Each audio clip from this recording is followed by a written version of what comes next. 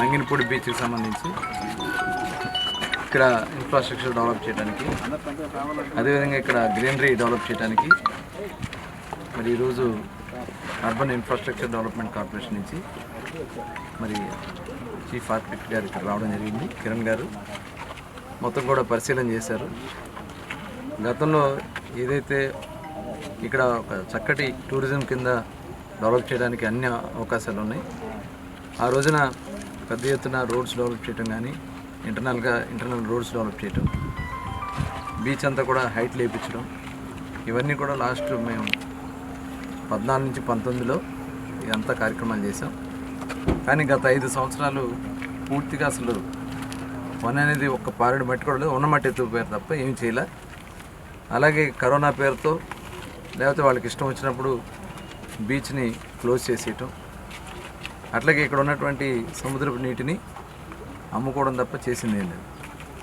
ఇవాళ తిరిగి మళ్ళీ దీన్ని డెవలప్ చేయడం కోసం మరి ఈ రోజున రాష్ట్ర ప్రభుత్వం గౌరవ ముఖ్యమంత్రి గారి ఆదేశాలతో ఈ మంగినపూడి బీచ్ని పెద్ద ఎత్తున డెవలప్ చేయడానికి ఒక మాస్టర్ ప్లాన్ని, ముఖ్యంగా పబ్లిక్ బీచ్ ఒకటి తయారు చేసుకుని తర్వాత కొంతమంది ప్రైవేట్ బీచ్ కూడా ఇటు రావడానికి ఇంట్రెస్ట్ చూపిస్తున్నారు. వాళ్ళందరూ కూడా ఇక్కడ వచ్చి రిసార్ట్స్ అలాగే వాటర్ స్పోర్ట్స్కి సంబంధించి కానీ కొన్ని యాక్టివిటీస్ ఇక్కడ వాళ్ళు ఏర్పాటు చేసుకుని ప్రైవేట్ పార్ట్నర్స్ కూడా వస్తున్నారు.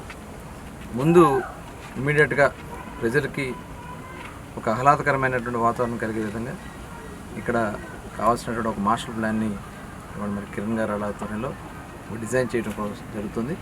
ఫస్ట్ డిజైనింగ్ అయిన తర్వాత మళ్ళీ దీని మీద మరొకసారి కూర్చుని పూర్తి స్థాయిలో ఇక్కడికి వచ్చే ప్రతి ఒక్కరికి కూడా ఆహ్లాదకరంగా ఉండే విధంగా ఇక్కడ ఈవినింగ్ టైమ్స్ కూడా ఇప్పుడు ఎందుకంటే టైమింగ్స్ 6 గంటల లోపు చీకటి పడితే ఆపేస్తున్నారు.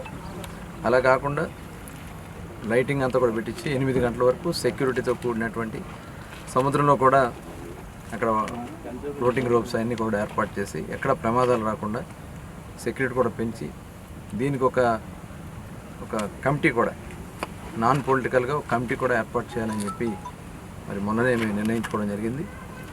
ఈ నాన్ పొలిటికల్ ఎవరైతే కమిటీ ఉంటారో వాళ్ళు ఈ ఏరియాను డెవలప్ చేయడం కోసం వాళ్ళు తీసుకునే నిర్ణయాలు, అలాగే సిఎస్ఆర్ ఫండ్స్ రేస్ చేసుకోవడం కానీ, ఇక్కడికి వచ్చే రెవెన్యూ కూడా ఎలా పెంచుకోవాలి, ఎలా ప్రజలకి అన్ని ఫెసిలిటీస్, ఎందుకంటే కనీసం బట్టలు మార్చుకుంటా కూడా లేదు, టాయిలెట్స్ లేవు, స్నానం చేసి మళ్ళీ క్లీన్